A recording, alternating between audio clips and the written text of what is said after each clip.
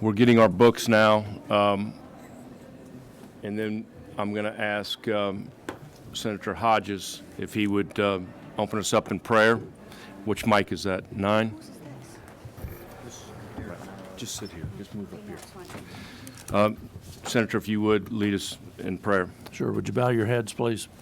Dear Heavenly Father, thank you for this beautiful day you've given us. Thank you for the opportunity to live in this wonderful state. Excuse me. Please lead us and guide us in all we do, particularly as we tend to the affairs of this state. We pray for your wisdom and your guidance as we go forward today. These things we ask in Christ's name. Amen. Amen. Okay, we have 4 bills on the calendar this morning. Welcome to the Economic Development Committee meeting.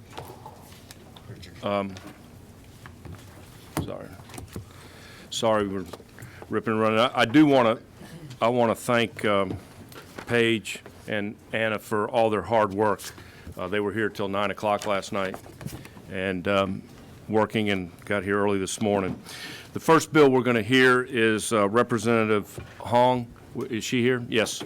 House Bill 128. If you would tell us from the podium, if you would tell us what LC number. We will have a sign-up sheet that will be out here in just a second.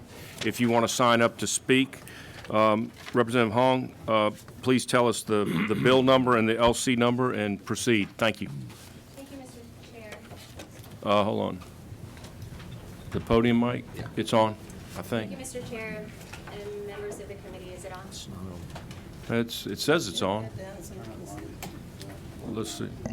Here it is. There it is. Thank you. Good morning, Mr. Chair and members of the committee.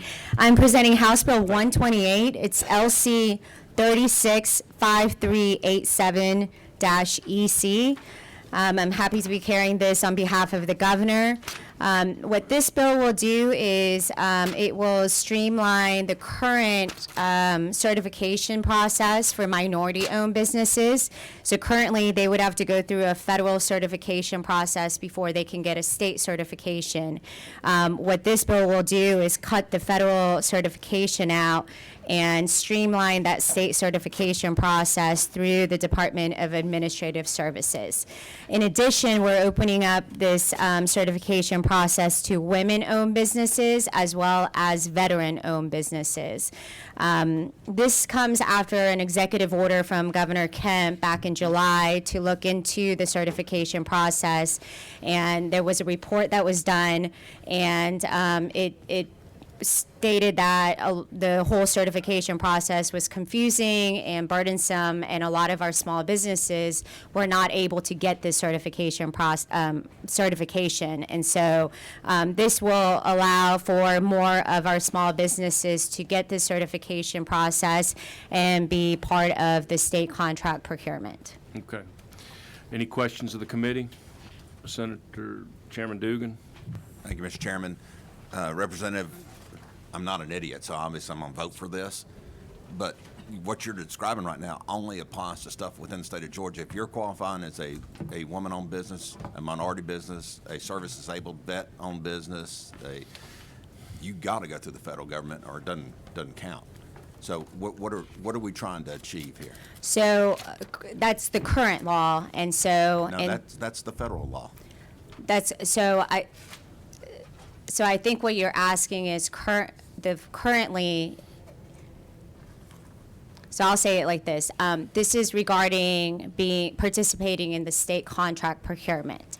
And so if you are any of these, what I just identified as minority or women or veteran-owned businesses, wanting to participate in that, and this is an optional process. So they basically are designated as these businesses if they go through the certification process. And through this law, instead of having to go through that federal certification in order to get the state certification, this bill will allow it for those businesses to only go through the state certification through the Department of Administrative Services. And they will be setting the guidelines to do so. So short answer is this applies only to DOAS contracts. To DOAS, correct. So if you are doing any type of transportation type of contracts, et cetera, there are obviously different procedures that you would have to follow as well through the understand federal that. certification. Correct. Any other questions? Go ahead, Senator Jones. Thank you, Mr. Chairman. What Mike said, 11?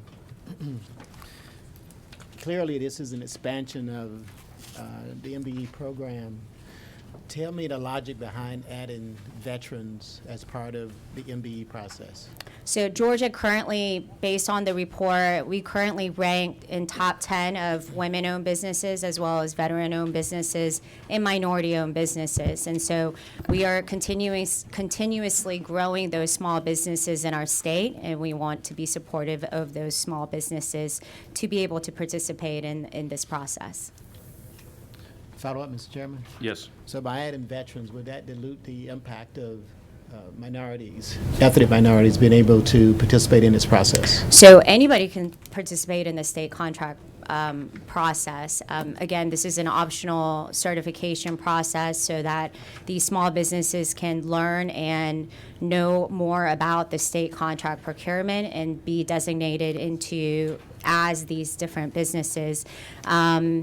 And so, again, all the agencies that go through getting these or hiring these different businesses, they are going to still be looking for the best value and the low cost for our state. So it doesn't necessarily cut anybody off. Currently, you don't have to go through this process if you're a minority, women, or veteran in order to participate in the state contract procurement. So I do not believe so. Thank All you, right. Mr. Any other questions? I have one question. Right now, DOT does a lot of DB type work.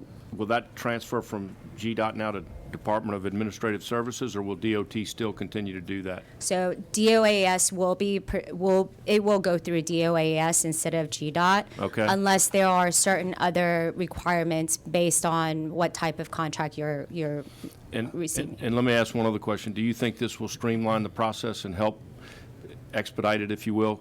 I helped one of my constituents not long ago, and it was like an 8-month process, and Absolutely, it was and- crazy. Absolutely, and that is what the report showed. You would have businesses, for example, that are doing janitorial work that are having to go through GDOT and all of those different different program, different eligibility requirements in order to get a state certification. So that's going to be streamlining into DOAS. All right. Representative, I trust that you know this bill inside and out. I'm not sure that I agree with you on that. GDOT, if it contains any federal dollars coming through, is compelled to abide by federal guidelines and rules and restrictions. So is there a GDOT? And if I can, actually, I have Autumn Cole here. She is actually with the Department of Administrative Services, and she will be handling a lot of going forward in addition to doing this report. So I think she can maybe answer that Okay, better. thank you. Good afternoon. So GDOT will continue to have the DBE certification. That will remain intact. That is a requirement of the federal government for GDOT to run the Disadvantaged Business Enterprise certification. Currently, the Minority Business Enterprise certification, which is a state certification, is tied in statute to that DBE process. So we're decoupling the MBE, but the DBE will remain with GDOT, and that process will remain intact. What we heard when we did our outreach while we were doing this report was for small businesses that do, for example, janitorial services, they're not interested in road maintenance, bridge work, that sort of thing. So they were really confused why to get an MBE with the state. They had to go to the Georgia Department of Transportation. So as Chairman Beach mentioned, this is intended to streamline and simplify that process for those other goods and services that suppliers provide to the state that are eligible for this program. Okay, thank you. Okay, any other questions? All right, I'll entertain a motion. Okay, Senator Hodges moved. Do pass. Who's second? Second, Senator Dixon. Any other discussion? Okay, all in favor, raise your right hand. It passes unanimously. Thank you, Representative Hong. Thank you, Mr. We Chair. are now Thank going to you. go on to, I'm going to go in a little different order of the agenda. We're going to go to House Bill 514 with Representative Washburn. If you would, tell us the bill number and the LC number we're working off of. And the podium is yours. Thank you, Mr. Chairman, for hearing this bill. It is a committee substitute to House Bill 514, LC number 472338S. This bill, we'll make this as quick as we can and then take any questions. If you look at page 2, lines 15 through 23, provide that a local government cannot have a moratorium on single-family housing for longer than 180 days. And it provides that after that 180 days, they cannot impose another one for another 180 days. Lines 25 through 41 were added after some conversations with the GMA and ACCG. This is language they suggested that put some conditions on that so that a local government can extend it for a longer period based on those things that you read there. The third section, 42 through 54, deals with limiting permit fees and other fees to the cost of administering the process of inspections, et cetera. It does not allow them to have fees that are higher than needed to administer the process. It does not require them to have a separate account for those proceeds. Lastly, lines 54 through 59 give local governments the right to, it does not require them to, but it lets them waive fees if they choose to incentivize the construction of housing that is less than 2,500 square feet in size. And so that is the bill, Mr. Chairman, and I would be glad to entertain any questions.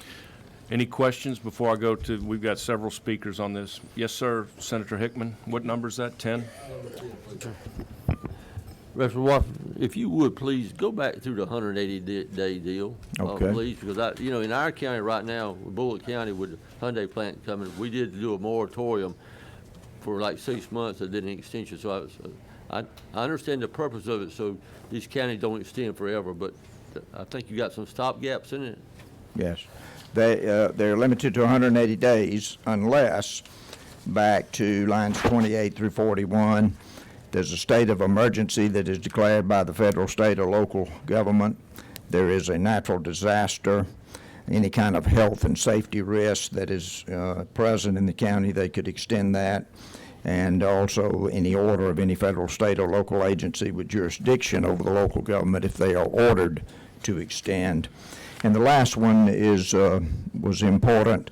If they are in the process of engaging a professional organization such as an engineering firm or a consulting firm, they can extend the moratorium until that work is finished, and then the moratorium would end.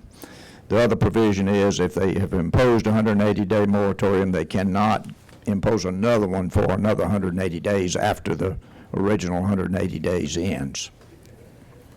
So would they be able to do another 60 days or 90 days with 180? Under those conditions in lines 24 through 40, they could extend, but they could not, they don't have the option of extending another 90 days. Okay, I got you. Thank you. Any other questions? All right, we're going to go to the folks that signed up to speak. Austin Hackney, and we're going to limit it to 3 minutes. And then on deck will be Brad Mock. Thank you, Mr. Chairman and members of the committee. My name is Austin Hackney, here representing the Home Builders Association of Georgia, and we are in 100% support of House Bill 514 because it does one small step to address our housing affordability crisis in Georgia, and that small step is to make sure that the roadblocks or the restrictions that home builders run into locally are reasonable and they're transparent and they're for a good reason. The reason that this bill is in front of you today is because Representative Washburn chaired a study committee over the summer last year that heard from dozens of different stakeholders in the housing industry, and not a single one of them said anything but we're in the middle of a serious housing affordability crisis. And so one of the results that came out of that work of the study committee was this idea to put some new guardrails around these development moratoriums, which currently don't have any state guardrails at all. And unfortunately, some local governments are using those development moratoriums to put a hard stop on new housing in their local area in a blanket manner that, doesn't take into account the different aspects of these different developments, but just puts a hard stop on it. And I think for those of you who hear from businesses who are trying to recruit workers, or from existing businesses who are trying to keep workers, we need new housing supply in the state because we don't have enough. And when we get new housing supply, we might see some reduction in prices. That's an economic concept that I think makes sense to a lot of us in here. So our ask for you today is to vote yes on House Bill 514. We think it's a small, modest step in the right direction. For example, our neighbor in North Carolina doesn't allow any development moratoriums on single-family housing for any reason. And we've got several exceptions to the guardrails that were asked for by the cities and counties, and I think makes sense. That last exception that Chairman Washburn mentioned for engineering or infrastructure studies, that exception can be used to study whatever local issue exists, and then the moratorium expires. And we think that makes a lot of sense. And so I would ask you to consider that it's a very balanced bill, and we ask for your support. And I appreciate the time. Thank you. Thank you for your comments. Again, Brad Mock on deck, and then next will be Kenyatta Mitchell. She's already standing there, so we want to, and then we'll go with Daniela will be after that. Thank you, Mr. Chairman. Thank you, members of the committee, for letting us speak to the bill. As Austin already mentioned, this is a product of a study committee that went on for a long time, had a lot of input. There's a real opportunity to create some housing access here. The way that I've discussed this bill with many of you and other folks out in the halls is that the first 180 days are free. Any county or any city can show up and put a moratorium in for 180 days. They don't need to use any of those exemptions on that list. The first 180 days, you can have them, right? So if just the reason is we don't want any houses for the next 6 months, okay. From that point, if they have questions about how full the schools are, how crowded the roads are, the capacity for the infrastructure, the sewers, any of those conversations, if they begin a study, then they've got the opportunity to extend it for as long as they need. And there's not a cap on that. As long as they need means as long as they need. Land use plans are in there, comprehensive plans are in there. We got a lot of great input from GMA and ACCG, and I think those exceptions and extensions are very reasonable, and we support all of those and support the bill as it is wholeheartedly. Appreciate your work on it. Okay, thank you. Kenyatta Mitchell. Good morning, everybody. Kenyatta Mitchell, representing the city of Atlanta. We want to provide our support for this bill. The chairman has worked so hard to get all parties together to ensure that we had a workable solution, and we believe that this is it. So I want to thank you all and be as brief as possible. I appreciate you. Thank you. Daniela. And on deck would be Clint Mueller. Good morning. My name is Daniela. Daniela Perry. I serve as the Vice President for the Georgia Chamber Foundation for the Georgia Chamber of Commerce. Just want to provide some context around this workforce shortage and why this is so important to us. I'm sure you all know that in FY22 we had a record year for economic development with more than 50,000 jobs, $21.2 billion in investment from 358 projects. I think a key part of this is that 85% of the investment and more than 30,000 jobs were outside of Metro Atlanta, so we're really seeing this growth statewide. Which is extremely exciting. However, recent research has also demonstrated that there are 159% more unfilled positions than unemployed workers in Georgia, and the national average is 67%. So you see here that's a huge disparity. Really, the workforce shortage that we're facing in Georgia is much more acute than other parts of the country, which is really why it necessitates that we have solutions to workforce housing. Continually, when we are hearing from our member companies about what the issues are that they're facing as it relates to workforce shortages, Availability of affordable quality housing is one of them, and it's one of the top ones. It consistently has been for the last year or so. So we really think this is an important measure to help provide some transparency and predictability to help our employers that are looking to fill their workforce shortages and grow their businesses here in Georgia. And we appreciate the chairman for bringing it. Thank you so much. Thank you very much. Clint Mueller. And then Hayden Stanley, you're on deck if you could be up there standing ready to go. Thank you, Mr. Chairman, members of the committee. Clint Mueller with the County Commissioners Association. I want to first of all thank Representative Washburn for working with ACCG and GMA on this legislation. We have had numerous conversations with the representative, and he's made many changes to the legislation. The only thing that we are asking you all to consider is one 90-day extension. So if the local governments feel like they need more than 180 days and they don't qualify under any of these exemptions that are currently in the legislation, we would like to have, if they go to a public hearing and explain why they need the extra 90 days to be able to do that, because sometimes 180 days is not, they're not able to get everything done in 180 days. And I'll just point out, because I know Bullock County was mentioned, if you look on line 35 where it talks about that's one of the exemptions if we're using third party. So if we're using outside engineers and consultants, we can go beyond the 180.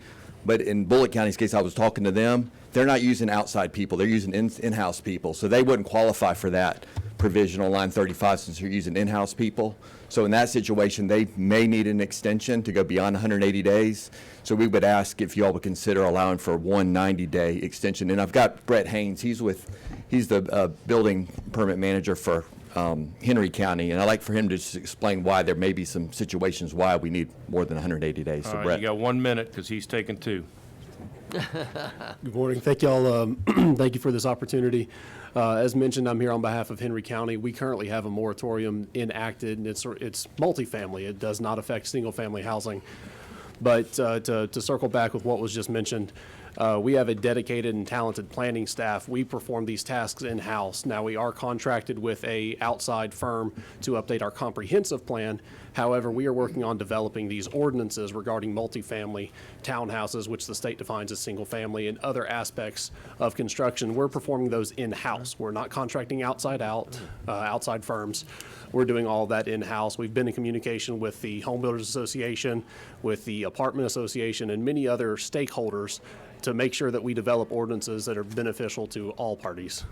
One question for you. How often do you do your comprehensive land use plan? We're currently working on the 5-year update. It's every 5 years? Every 5 years there's an update. Overall, the plan is 30 standard, years. or is it 5 to 10 years? Or It's standard procedure across the state. Yes, sir. 5 years? Okay.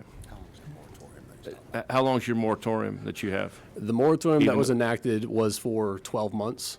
Obviously, the intention, and I'd also like to state that I believe no political subdivision of the state should enact a moratorium for the sole purpose of preventing development. Obviously, I'd be remiss if we didn't acknowledge the housing crisis we are all in. But at the same time, we have to work together with community stakeholders to make sure that we enact policies that benefit residents and future residents. And you are aware that this is only for single family? Not, I know you have one on multifamily right now. That does not That is apply. correct. Okay. We're just asking for the outside firm to be modified Yeah. to accommodate for, again, we have a talented planning staff. We're performing those ordinance updates in-house. We're working with the community stakeholders. We just ask that that verbiage be added in there. Yeah. Okay. Thank you. Thank you. All right. Thank y'all. Hayden Stanley. So Yes, last sir, speaker. Mr. Chairman, members of the committee. My name is Hayden Stanley. I represent the Georgia Apartment Association. I'd like to join the chorus in thanking Mr. Washburn for the excellent work he has done on this measure, and earlier this summer, the work he did on looking at addressing barriers to affordability in housing. And this legislation is fine and it's important. One area that we obviously would like to see changed, however, is on lines 17 and 19 when it applies only to single-family developments. My understanding of the agreements and the conversations that took place between local government and the sponsor was that the local government's asked that it be restricted to residential properties, getting rid of industrial, commercial. But an amendment in the House that, as I understand, did not come from the sponsor or local government limited this to single family. As the speaker before me indicated, Henry County does have a one-year moratorium on multifamily. And the stated reason, as you just heard, is so that they can update their 5-year plan. Well, we all have a calendar. We all know when 5 years is. So providing an occasional circuit breaker with moratoria, we don't disagree that that's a tool that can be used rarely. You're arresting the rights of a property owner and the rights of someone who's interested in buying that and bringing it before the commission for zoning decisions. We would ask that you strike the word, hyphenated word on 17 single family and the hyphenated words on 19 single family, which would allow this moratorium protection to apply to all housing, workforce housing. The apartment, multifamily housing is an essential part of housing in your community, and we do not believe that they should be ignored with these guardrails. One final word on Henry County. I'm told by our client that this one-year moratorium was put in place without warning at a commission meeting without any prior discussion.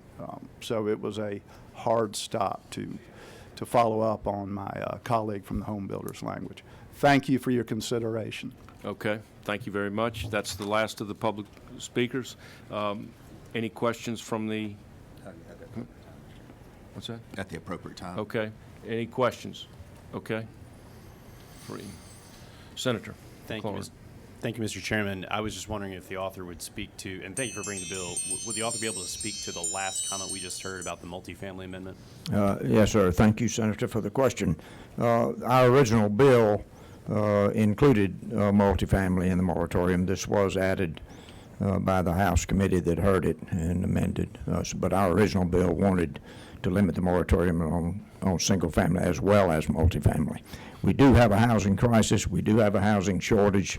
This is an attempt for us to be able to meet those needs, and we generally believe if you let the free market work, it will work. And so thank you for the question, Senator. Any other closing comments, Representative? No, thank you, Mr. Chairman, for hearing the bill, and Okay. members of the committee, thank you for your questions. All right. And I request your favorable consideration, and thank Okay. you, Mr. Chairman. Stay right there. Senator Jones. Thank you, Mr. Chairman. I'd like to ask the sponsor of the legislation whether or not he's open to the suggestion from Henry County. I do represent Henry County of making that change to this legislation that would include one 90-day extension. I will do whatever the committee, what the committee wants. I like the bill like it is, but if the Senator- committee chooses to Senator make a Jones, change, I I'll will certainly. tell you that as chairman, I can tell you that I've had conversations with everybody around this table pretty much, and there was a real strong feeling to go from 180 days to 90 days. And I don't want to do that either, but I sure don't want to add another 90 days. And I think, Senator Summers, you have a comment? Thank you, Mr. Chairman. We're talking about going to 90 days because we got to consider the other side of this thing. Developers buy this land, or families have this land that can be sold, and if these moratoriums can lock these people out for a year or more. And so 90 days was, what we're talking about. Now, we can live with 180, but I want to ask the author, Representative Ashburn, taking out the single family on 17 and 19, I would be good with that and make it be for everybody. Now, how do you feel about it? That was originally, the bill was originally to be a moratorium on single family as well as to limit the moratorium on single family and multifamily. And so whatever the pleasure of the committee is, but I would be fine with multifamily being left. Yes. Fine. Yes, sir. Thank you, Mr. Chairman. I certainly would be receptive to being allowed to 90 days. from that perspective, if you're offering that as an amendment. I don't think that's unreasonable. There's no safeguards on there now. I think that this is a step in the right direction. If we find this being abused, we can always come back and shorten that to 180 or to 90, but I would certainly be receptive to that. So let me, you don't want to go from 180 to 90. You want to extend the 90 days on top of the 180? Is That's that what you're correct. saying? That's what I'd Okay. like for, I that's got what I think Well, we'll- Senator Jones I'll is entertain offering. any motions for amendments, but let's first vote on the overarching bill, and then I will entertain amendments.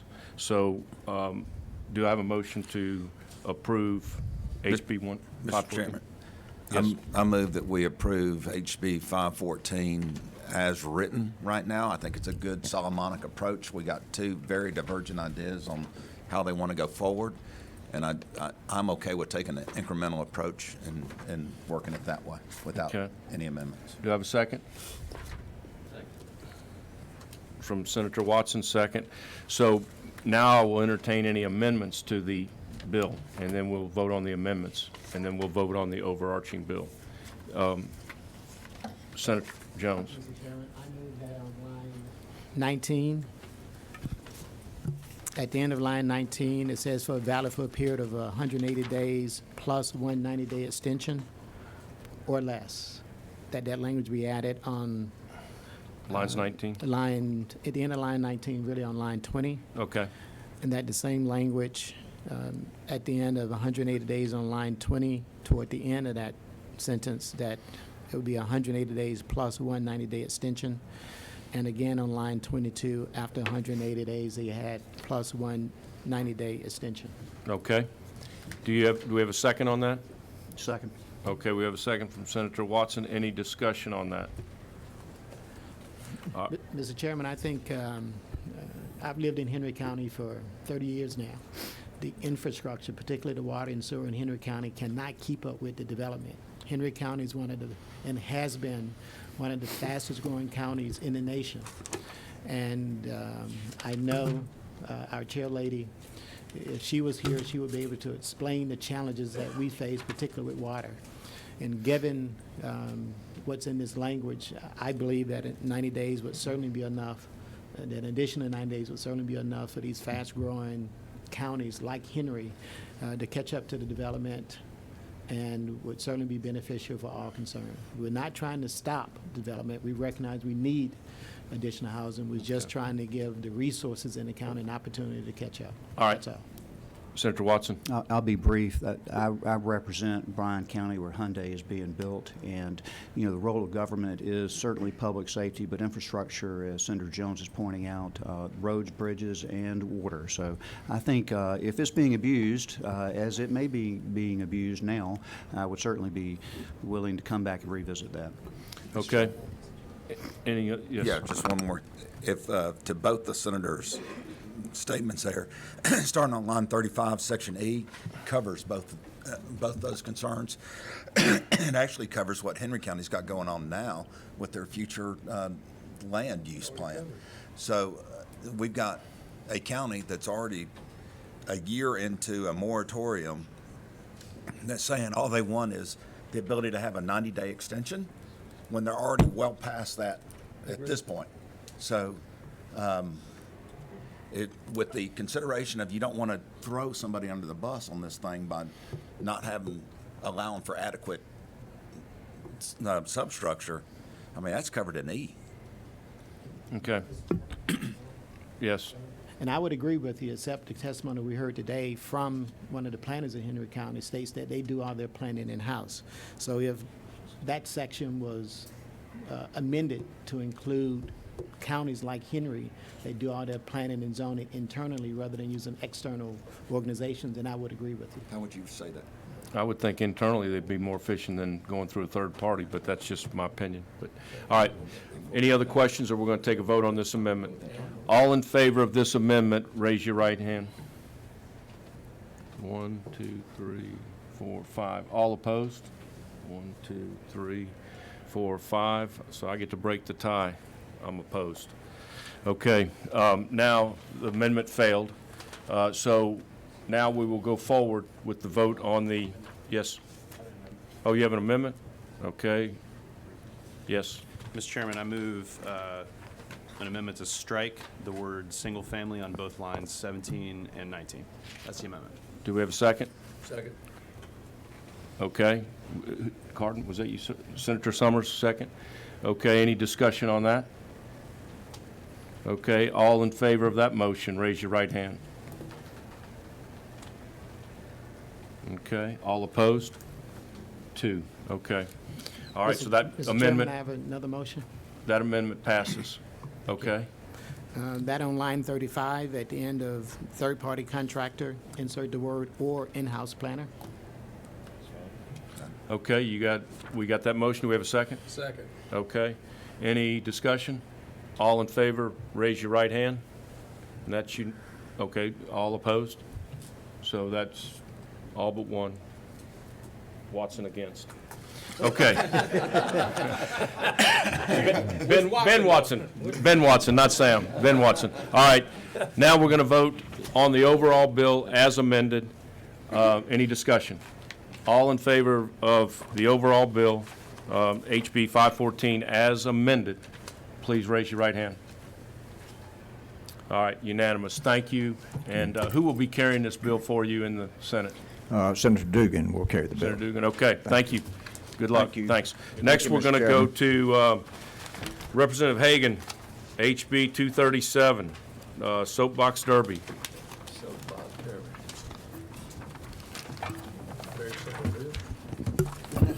Derby.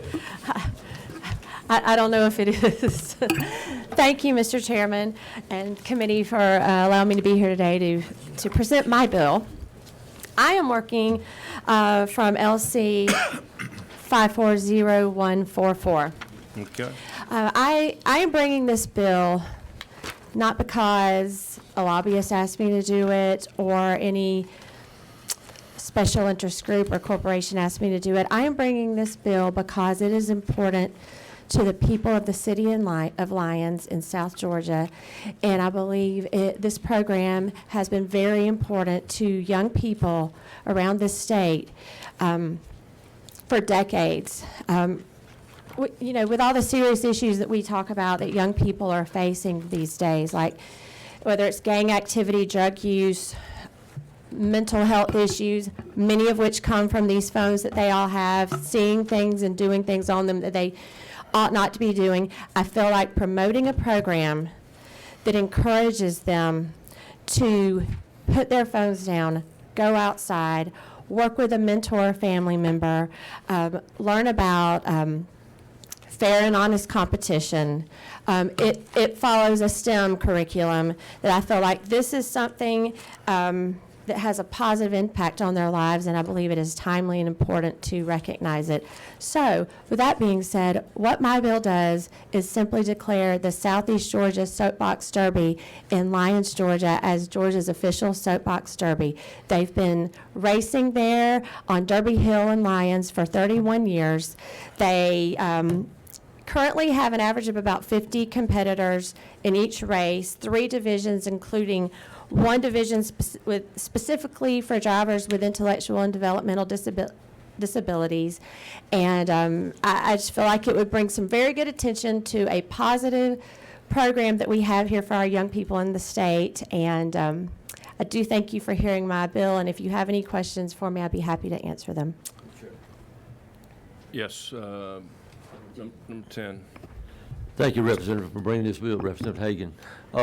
Is it true that on the water tower in Lyons, Georgia, it says the home of the Soapbox Derby? That is absolutely true. And coincidentally, I was texted a photo yesterday of yesterday's front page above the fold of our local paper, and it was a picture, and it says on it, Hagan presents first bill making Southeast Georgia Soapbox Derby the state race. This is my first bill. Amen. And they are very excited about it there, and I just ask for your favorable consideration of it. Okay, any other questions? Just Yes. one, if you don't mind, Mr. Chairman. So we're obviously placing bets on these Soapbox Derby No, cars. we're not. Is this pari-mutuel? Is it fixed betting? Or what are these kids actually engaging in down there with this soapbox derby? They're racing their soapbox derbies down the hill that they built with their parents or mentor. That's what they're doing. Okay, any other questions? Let me tell you what the posture now. We have a committee sub, and it is in your book. It's LC 365573S. It does include your language for the soapbox derby, but it also adds some language on sports betting. And I'm going to turn it over to Senator Mallow, who's carrying this for us on this committee, to talk a little bit about this committee sub. Again, it's HB 237 LC 365573S. Senator Mallow. Thank you, Mr. Chairman. Members of the committee, I offer this morning substitute the HB 237. When you get to lines 1 through 25, we'll deal with sports betting. And Part 1, Section 1-1, lines 29 through 40, we'll deal with the soapbox derby in Lyons, Georgia. When we get to Section 1-2 on page 3, further defines the soapbox derby in Lyons, Georgia as the official soapbox derby in the state of Georgia. I'm amending this bill in Part 2, Section 2-1 to add the Georgia Lottery for Education Act by revising paragraphs 13 and 20, adding a new paragraph as follows on line 56, 13, defining lotteries or lottery game, basically to include the language for sports betting in this section. As you move through the bill on page 4, we will clarify lottery game of sports betting or traditional lottery games which may be involved in the distribution of winning pools. However, I'd like to further move through this bill on page 4 as we just get through some of the nuts and bolts. That this ensures that the lottery has the powers to carry out this code section and its procedures. On page 4, we start the mechanism to start drawing down the lottery reserve. This will not be a policy change, but this will simply be a way to appropriate those funds if there is a shortfall in the lottery reserve to make sure that we can fund education in this state and we can appropriate those monies. And again, this will allow us to do that. This will not drain the reserve of the lottery. It will just simply help us to draw down some of those reserves, okay? So when we get to Section 3-1 of the bill, this will, on page 6, identify basically naming the bill the Georgia Lottery Game of Sports Betting Act. This will also ensure that sports betting will be overseen, regulated, and offered by the Georgia Lottery Corporation, and all revenues will go towards the educational purposes as defined by the Georgia Constitution. When you get to page 7 of the bill, we will deal with the AGI. The adjusted gross income will mean the total of all monies paid to a licensee is bets minus federal excise tax minus the total amount paid out to winning bettors, and including the cash value of merchandise. I know that was something that needed to be discussed. We'll identify and talk about what cheating means on page 7 as well. So when we move through 7 to 13, we'll also deal with the master sports betting license. This will signify that the Georgia Lottery is the master license holder for all license holders. As we get to page 9, we will define what is the official event data, official league data, online sports betting platform, the combination of software, the services provider, the over-under bet, the parlay bet. We'll define principal owner on page 10. Professional sporting events will also be defined as well to ensure that we capture all potential events that could be wagered on. And it's worth noting that this also will clarify that no events involving children could be bet on. So moving forward, you could not bet on the soapbox derby and lines where kids are participating. Further strengthens that. And so as we move through page 12 of the bill, this will also talk about the data, the Tier 1 sports wager, Tier 2, Type 1 eligibility, the professional sports team, the owner of the facility that could do it, all of the data and information there to kind of get this all clarified and done, basically. And so once you get through lines 310, talks about the regulation, who could be employed to investigate, all this stuff on page 13. Pretty standard language that we've seen on this committee before. And so once we get to page 14 of the bill, this will talk about the regulations and how things will be governed under the Georgia Administrative Procedure Act and the internal procedures in this process. And so once you get to lines 390 through 409, if you flip over a couple pages, I know we're pressed for time. And so I just want to get you all through that. This will just simply clarify any language about who can have a license, set the rules, all the security, all the internal procedures.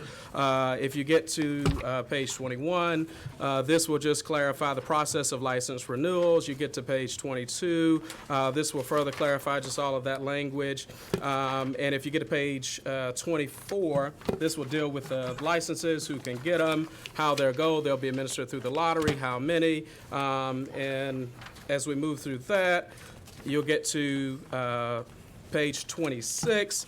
Moving through here will be just more internal procedures, and the last portion through pages 28, 29 will all be the public-facing information that will govern it as you flip through those pages, getting towards the end, because I know we're pressed for time. So, Mr. Chairman, if you get down to page 37, we're nearing the home stretch on my sub here.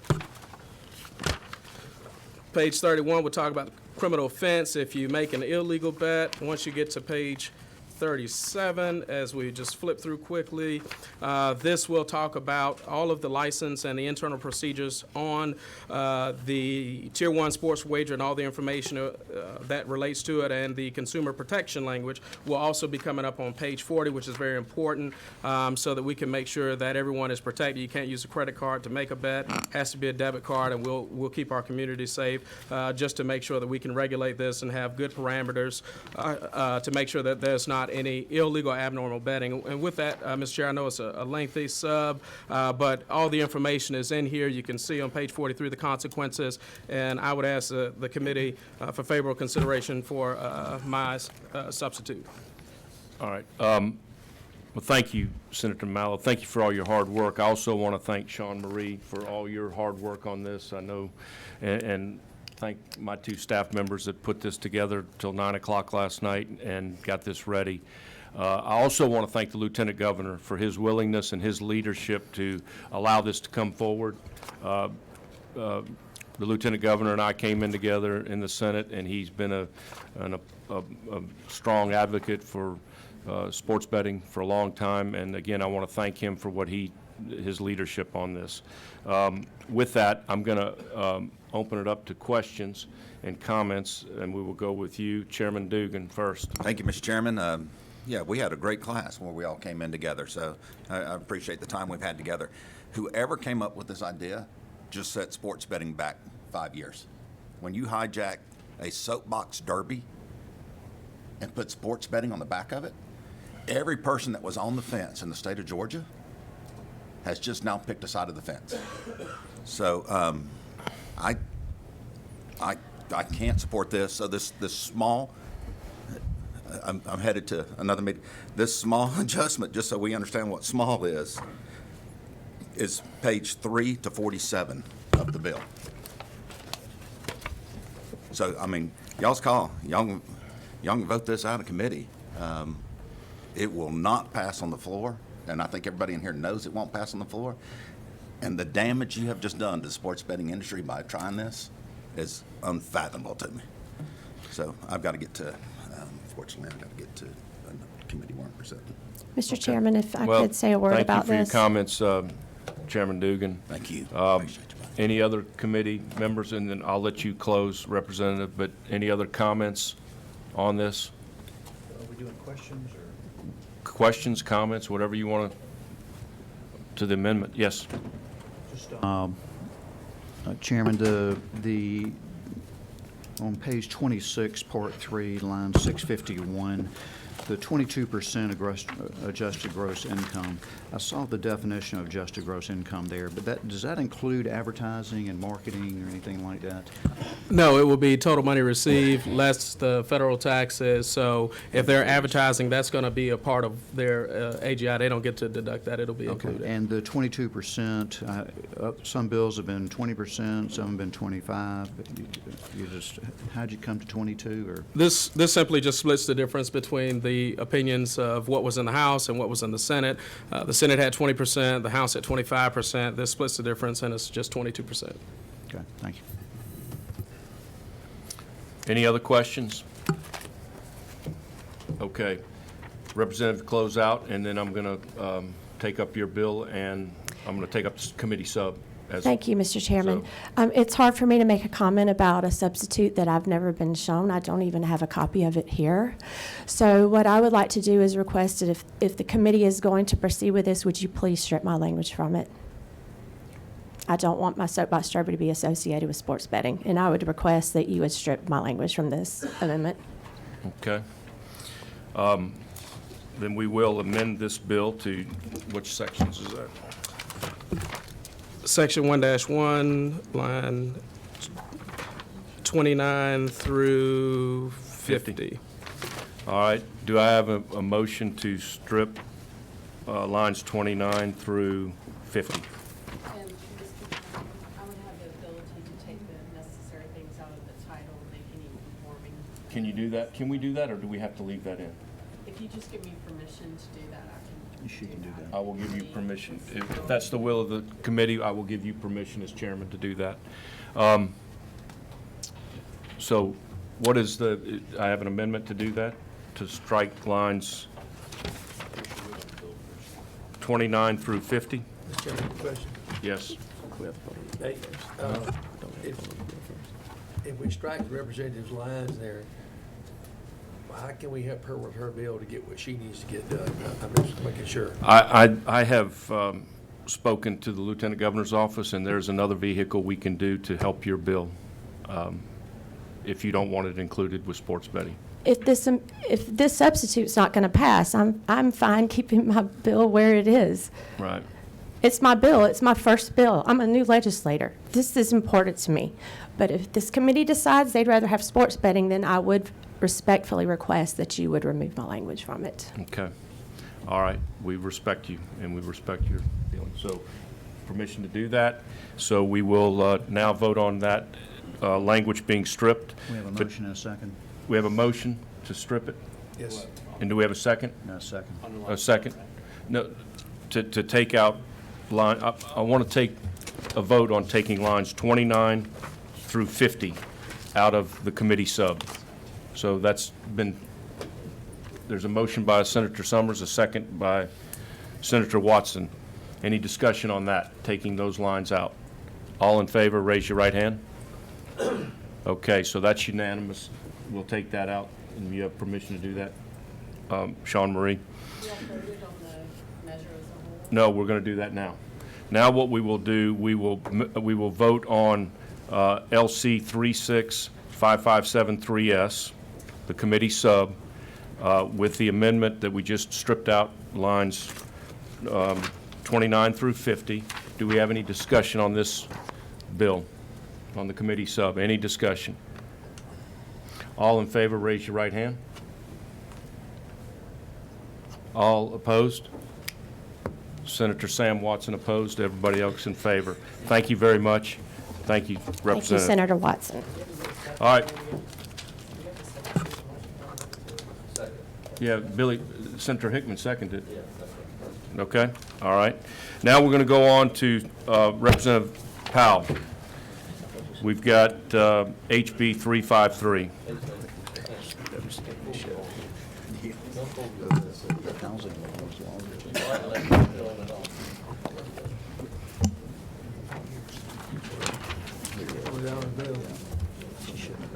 What number are you on, Mr. Chairman? She got a motion. 35. Not yet. Representative Powell, the floor is yours if you'll tell us the bill number and the LC number. Thank you, Mr. Chairman, and ladies and gentlemen of the committee. It's an honor to be with y'all today. Bring to you HB 353, LC 520296S.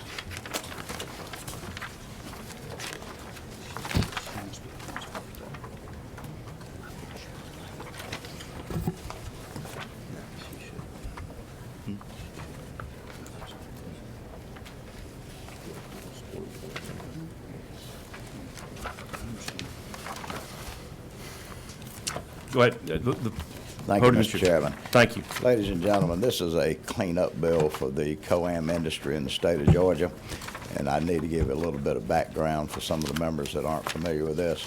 We've had game amusement machines in this state for decades, and it's had quite an interesting history in the transition to where it is today.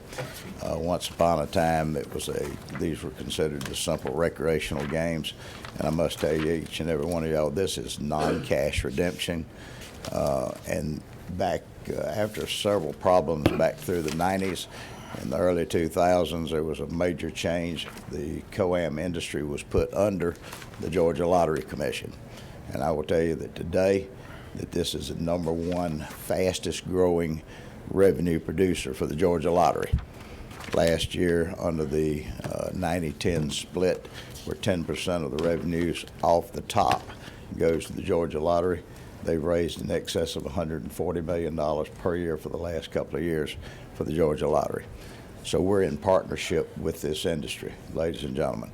One of the things I'll tell you that we have been very peculiar about the most regulated, highly taxed industry in the state is that because of the nature of this business, we've had to do a lot of major changes over the years to be sure this industry stayed on the up and up. As you well know, in the state of Georgia, paying out of cash is illegal unless it's been approved by a constitutional amendment. So that's one of the reasons that we're so particular about this. If you ask why there's so many intricate laws and rules and regulations, what this bill does, it gets into the weeds on some things. It allows gift cards. Currently, right now, on non-cash redemption, any person that puts their money into these machines and they win a prize, they have to redeem it in the store location unless it's part of the Georgia Lottery Commission pilot project on gift cards. Now, we had testimony in the committee from the lottery back in January, and they said that this 2-year pilot project that they've had that should have took 6 months has been a major success. And I emphasize it's a major success. So what we're trying to do is go forward so that these gift cards, for 2 reasons. One is it will certainly raise a lot of revenue, but what it'll also do, it will also take out any possibilities of any of these operators paying out cash money. And that's the bottom line to that as far as the security of that enterprise. These gift cards, and I'll talk a little bit about that, these are the gift cards that they would purchase at the locations. They would be downloaded. Any funds or any games that they win would be put back on the cards. These cards would be they could be refilled and taken off, but they'd be programmed not to pay out cash. I emphasize not to pay out cash. This increases the value in the Class A games. You have 2 classes of machines. The A games are what we call the kid games, the claw games, the crane games, stuff like that. Right now, and they've been limited to the dollar amount of the prize at a $5 prize. This allows them to go to a $50 prize. These are what we see in some of the stores for kid games. This offers the regulated industries and for us lawmakers protection under the Administrative Procedures Open Records. The COAM division over at the Lottery Commission has been scrutinized with a lot of questions of things that's gone on by their rules and regs. They don't share those rules and regs. They're ambiguous at the very least, depends on what issue they may be dealing with. And most recently, I'd bring your attention to a situation that arose that one of the operators, one of the major operators in the state, had been charged with several different offenses that we call the capital offense for the COAM master licenses. That was inducements and owning individual locations themselves. The movement over to COAM division was not to revoke the license, but to issue a non-renewable license, which brought on litigation and the threat of litigation, at which time the Lottery Commission signed a consent order, and they allowed them to dispense of their properties without any recourse back to the Lottery Commission to be fined. These people were given a $10 million fine initially, and they were allowed to walk. This is unacceptable when smaller family-owned operators are fined excessive amounts of money for minor violations. And that's the reason we're getting into the APA, so that this committee, as well as the House Regulated Industries Committee, as the lottery oversight committees, that we would be able to ask questions and get answers, and whenever rules are brought forth, that you would see them in advance, and this chairman of this committee and you as the members would see.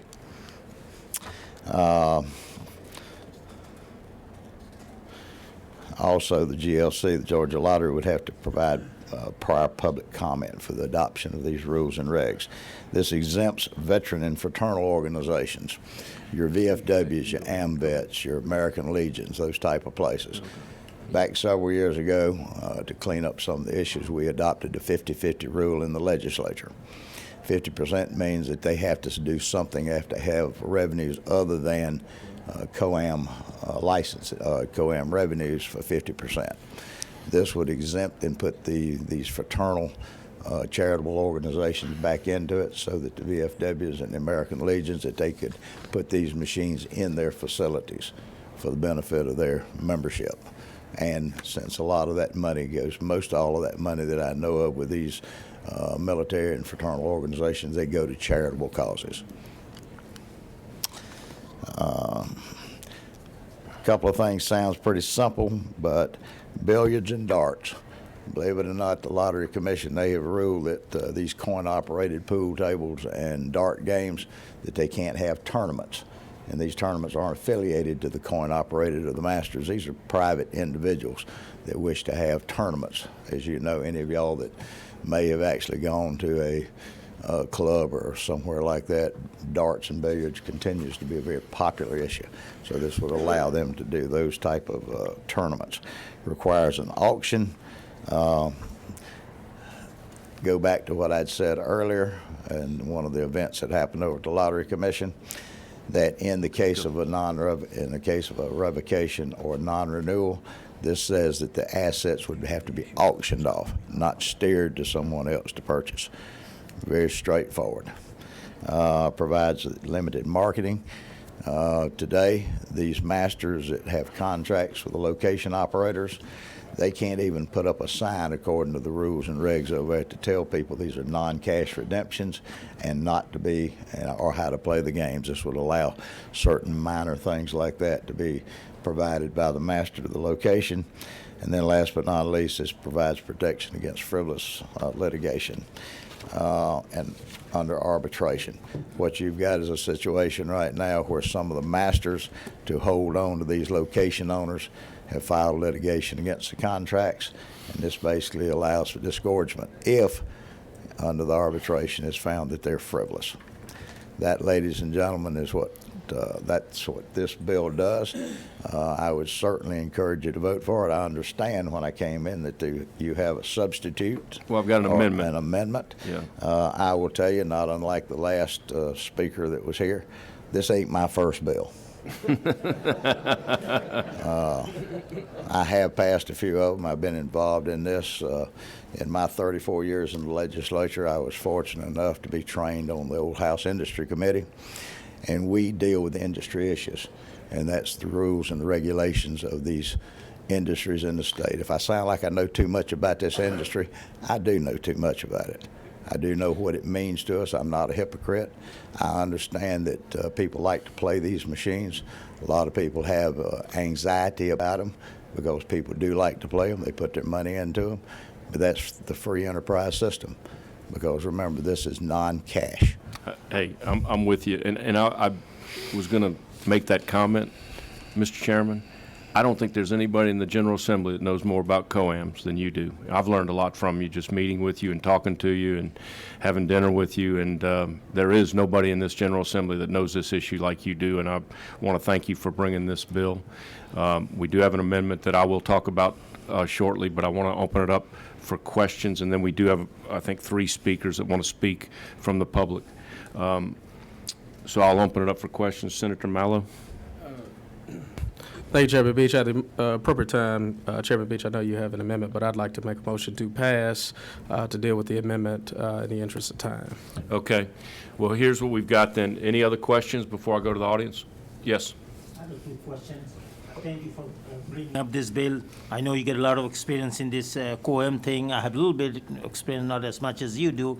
So one question I have, this gift card that you're going to be providing, this gift card can be used in a different store, basically? It can. Oh, okay. It would be just like any type of credit card or debit card, with the exception that they have to be programmed not to be able to be redeemable for any cash. Yes. Question, it came up once that if a player of these cards had one of these cards and they went out to a restaurant or somewhere, could they get cash for the balance? No, they can't. It has to stay on the card.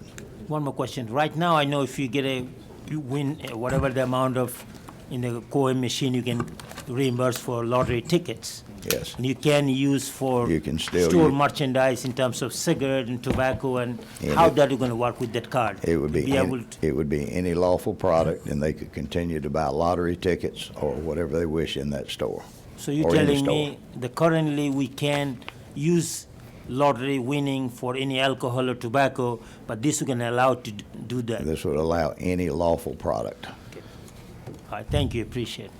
So just to follow up on that, Mr. Chairman, I know it's no cash, but if I win $50 at a Chevron station playing, then I can leave that Chevron station and go to a restaurant and spend that $50. You can go to Home Depot, you can Okay. go to Longhorns, you All can right. go to wherever you wish. I like that. Okay, thank you. All right, any other questions? We've got a couple more speakers. First, we've got Jamie Boyden from Lucky Bucks, and then on deck will be Mark Phelan.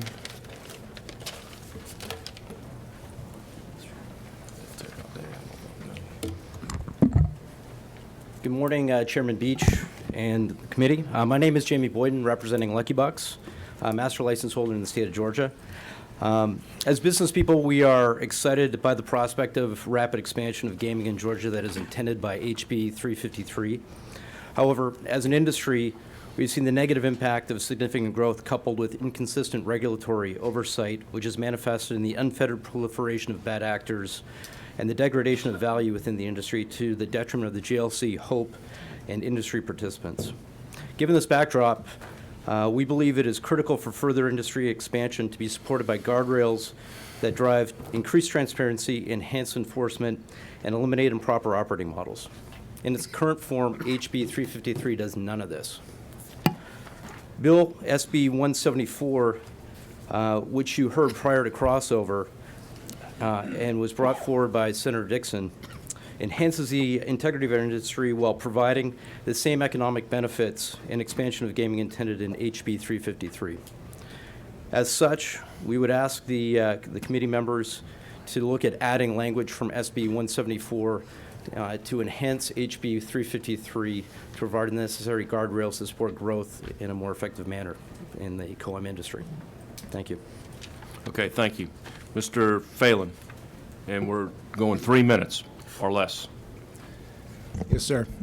Chairman Beach, esteemed members of the Economic Development Committee, thank you for letting me speak in front of you all again about COAM legislation, and thank you, Chairman Powell, for supporting and pushing the legislation through the House. My name is Mark Phelan. I am head of operations for Bulldog Gaming. Bulldog Gaming is a Class A and B licensed operator in the state of Georgia. Our operations in the amusement industry in Georgia date back to 1980. Our two founding partners are still heavily involved in our day-to-day operations. We're a proud multi-generation Georgia company, and we're also a proud partner with many small retail businesses across the state of Georgia, many of whom complement their retail revenue with the revenue generated by these Class A and B amusement machines. Many of them who would have struggled mightily during COVID without the revenue from these machines. And many of whom, including bars and restaurants, fraternals and veterans organizations located in very smaller rural communities, they depend on this revenue to supplement their businesses. They keep their doors open in part because they're really the only social venue in these communities. We're very proud of that. In regard to House Bill 353, we think it's a really thoughtful, collaborative piece of legislation. It's really the aggregation of 3 years of work amongst all of the industry participants, regulators, retailers, operators, legislators. We think ultimately it's transformative in terms of the compliance of the industry. In the future, it'll be a much more compliant industry. It also gives the industry the flexibility to succeed in the 21st century and continue to be a strong partner of the Georgia Lottery and a strong contributor to the Hope Scholarship. Thank you, Chairman.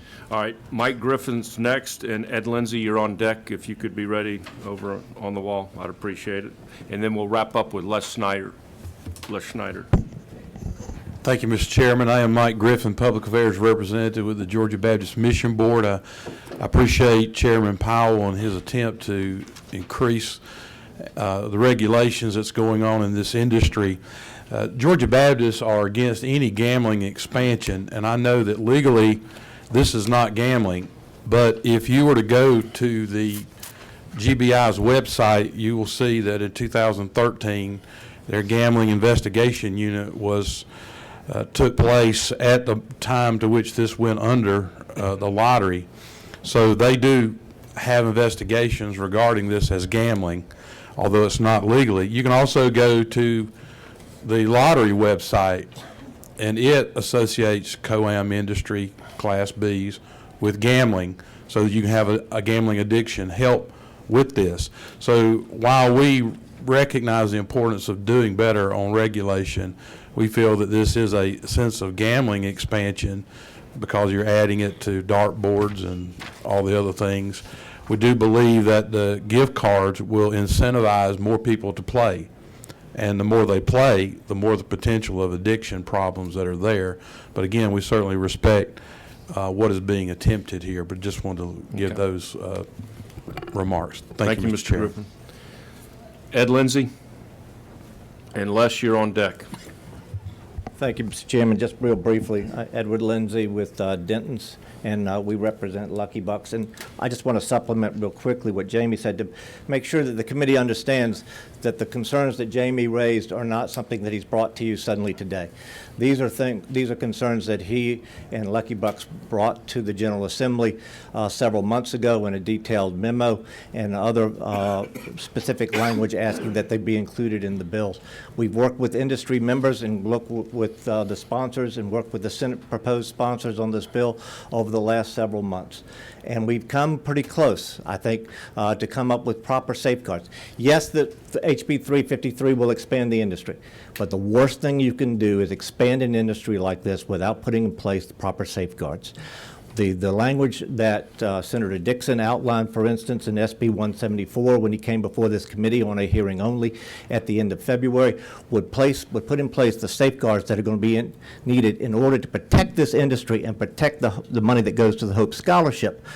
But if you don't put those safeguards in place, it's going to be like an expanding balloon. In which you don't put any stop to the expansion. You're going to blow up the balloon, and you're going to, in the long run, injure the industry, and you're going to injure the Hope Scholarship. So we implore upon you today not to move this bill forward today. We have language that we have suggested. It is language that the industry, several members of the industry, have worked very hard on, and we would implore upon you to simply just hold this until your next hearing.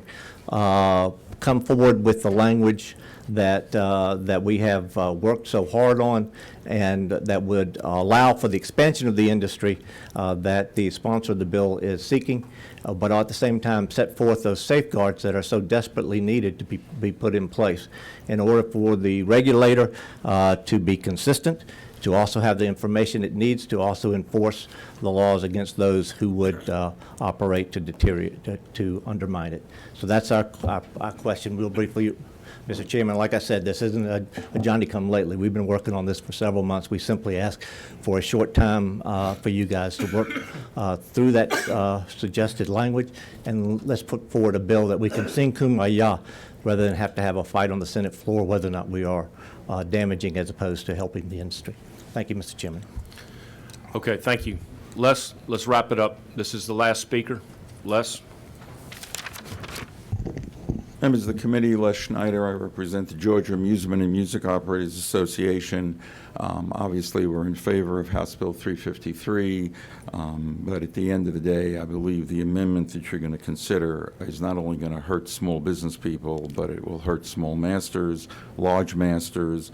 It will be a race to the bottom. It is not the best way. Somebody has a fundamental misunderstanding of what location owner or location operator means. It does not refer to the landlord. It refers to the business person who has machines in their business. I have worked in this industry at least for 40 or 50 years. I can tell you that the last thing we want is any kind of monopolistic practice.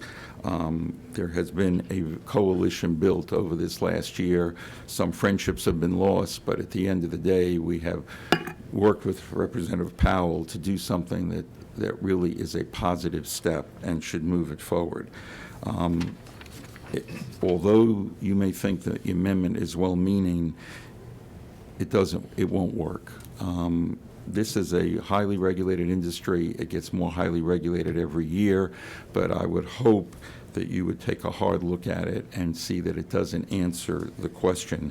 It would be as if you would allow the lottery, or you would allow the people who have lottery outlets to go to the lottery and say, well, I know you're going to pay me 5% of what I sell, but I don't want 5%, I want 20%. And you know the lottery would not be able to function and do what it does. So I would hope, although I'm a realist as Representative Powell, this is not my first bill that I've been involved with, that you do not pass the amendment, that you pass the bill as it was presented by Representative Powell. But if this amendment is passed, I would hope there would be more thoughtful discussions with all stakeholders so we can reach the best solution. So, Senator Beach, I always respect the fact that you like to move things forward, and it's important to move things forward. But I would hope this amendment does not pass today. But I think we always stand ready to work with all the members of the committee. Okay. Thank you. All right. Well, thank you very much. That ends public comment. I do want to say this industry has come together, and I'm going to let you close in just a second, Chairman Powell. Y'all have worked hard. There have been coalitions built. I will say that coming in here today, I was going to do a hearing only, but with the amendment that I'm going to propose, I am going to take a vote on this today if it's the will of the committee. I do think there's guardrails in place. I do want to keep this moving out of respect for my Chairman Powell, who really has worked hard on this for years and years. And it'll go back to the House, and then we'll see what happens, and we may end up in conference committee, but I want to keep this thing moving. With that, I'm going to allow you to close. I'm going to talk about the amendment, and then I'm going to entertain motions for both the bill and an amendment, and then we'll vote on it if the amendment passes. Okay? Thank you very much, Mr. Chairman, and ladies and gentlemen of the committee. I want to thank you for the courtesies that's being shown. There's a few things I would like to say. I would like to say thank you for this committee hearing this bill. As you know, for the last several years, we brought it and tried to get some things done, and it always reached a dead end, never was heard, or there was some other things that were said. I'd like to respond to a couple of comments here today. And yes, this was a very thought-out bill. It was negotiated with all these folks, but always remember, the people that you see here today, these are your big operators. Don't think and don't forget about that 100 or so smaller operators, the mom and the pops out there who can't afford the lobbyists out here. This bill helps them. This bill helps them as well as it does anyone. You know, I listened to the comments from my dear friend that used to be in the House, and he learned his skills rather well. But you know, when we bring out legislation, ladies and gentlemen, we do it under a compromise. And one of the problems in this industry has had, and that's been a lack of working together. Every one of them has a different business model, and they want what they want. They're not worried about what's in the common good, not just for the industry, but for the state and for the citizens of this state. So that's the product of this. We didn't put extra language in there about extended contracts and things like that would give them protections, because remember, one of the parts I talked about was frivolous litigation that'd be disgorged. This is just cutting it straight to the point to get it back to where it needs to be, trying to do a regulatory function and to clean up a lot of the issues that we have faced over at with the regulators at the COAM division at the lottery. Now, that being said, I have read the amendment. and I can tell you, I think I know where this comes from. One of the issues that we had talked about was about the rights of the property owner, not the operator, but the person who actually owns the property. I'm not going to pass judgment on this. I've been around, like I said, this isn't my first bill, and I do have enough sense not to stand in the way of a train, because we know what happens at that point.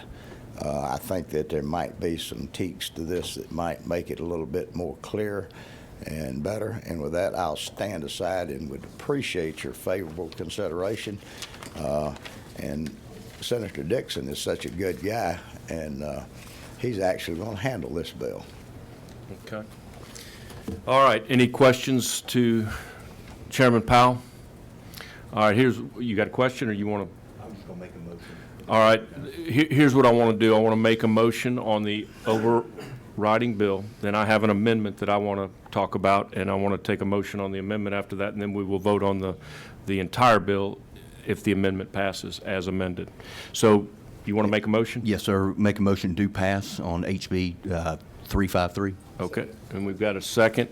Any discussion? All in favor, raise your right hand. Okay, it passes unanimously. I've added an amendment, and if you look in your folder, AM 520017.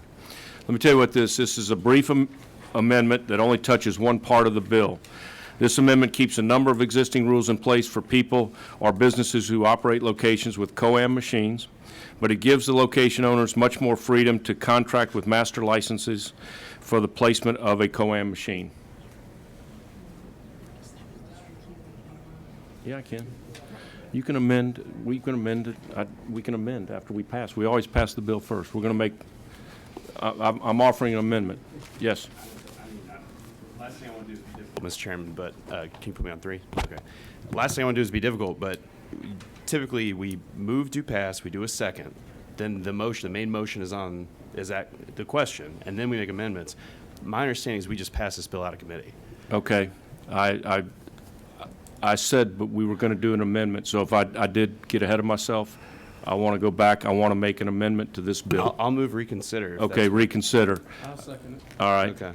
And that was my fault. I was rushing. Okay, so let's all vote to reconsider. All in favor of reconsidering, raise your right hand. Thank you all for that. That was my mistake. Thank you. All right, now we're going to talk about Amendment AM 520017. All right. Again, this is just a brief amendment, and as I said, it talks about the operator and owners. As this amendment says, the intent of this provision is to allow current or prospective location owners to contract for the placement of COAM machine on any terms that the owner can agree to with the COAM licensee. Importantly, the amendment provides that a location can only be subject to one COAM contract at a given time. I think this is a good amendment. It protects property rights, and it lets the free market operate in terms of deciding which locations will get a COAM machine and on what terms. So that's what this amendment does. It's very simple. I know you may have some issues with it, and I think if it does, you do, we will discuss those at a later date. But I would like to entertain I'd like to ask any questions or discussion on this. Yes. Thank you, Mr. Chairman, for bringing this amendment. And I am looking at page 2 Yes. of the amendment on line 31.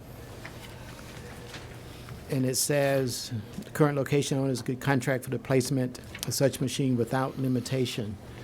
The term without limitation, to me, is problematic. Can you explain what that means, without limitation? Well, I mean, I think it gives them the opportunity to negotiate with the master licensee, what they would like to have if they want those machines in their stores. I mean, that's the way I read it. I believe it refers to the placement of these machines. So essentially, what it sounds like to me is that they can place machines anywhere without limitation. Well, I think what it's saying is that the owner operator can enter into a contract if it wants to. I mean, it doesn't limit them. I think what sometimes they were limited to what they could do if they were in these long-term contracts. This kind of takes that away, in my opinion. Thank you, Mr. Chairman. I Okay. would, that language does appear to be problematic, and it would appear that it would need to be stricken. Okay. Because I can't imagine two parties negotiating and the placement of these machines and not having some kind of limitations on where these machines may be placed. Okay, I respect your opinion. Thank you. Okay, any other discussion? I will entertain a motion to the amendment AM 520017. Okay, we've got a motion do pass on the amendment. And do I have a second? Second. Second from Senator Hickman. Any discussion on the amendment AM 520017? Yes. At the appropriate time, I'd like to offer up an amendment to the amendment, Mr. Chairman. Okay. All right. What's your amendment? Your My amendment? amendment would be to change on line 31, delete without limitation. What, strike? Strike the words without limitation on line 31 of the amendment, Mr. Chairman. Those two words, without Yes. limitation. Okay. Do I have a second? Second, okay. Any discussion on that? Okay. What is the, everybody in favor of that, striking the words without limitation on lines 31, please raise your right hand. Okay. Against? One. Sam Watson against? All right. Okay, now we have we'll vote on that overall amendment, the overall bill as amended. Do I have a motion to vote on House Bill 353 as amended? Okay. Second by Senator Mallow. Any discussion on that? Okay, all in favor, say aye. And raise your right hand. Yeah, thank you. Okay, that bill passes unanimously. Thank you, Mr. Chairman. And and thank ladies and you. gentlemen. And I want to thank the committee. We went over 28 minutes, but I want to thank you all for all your hard work. We will not have a meeting on Monday now. We've passed all our legislation. Thank you all very much. Appreciate it.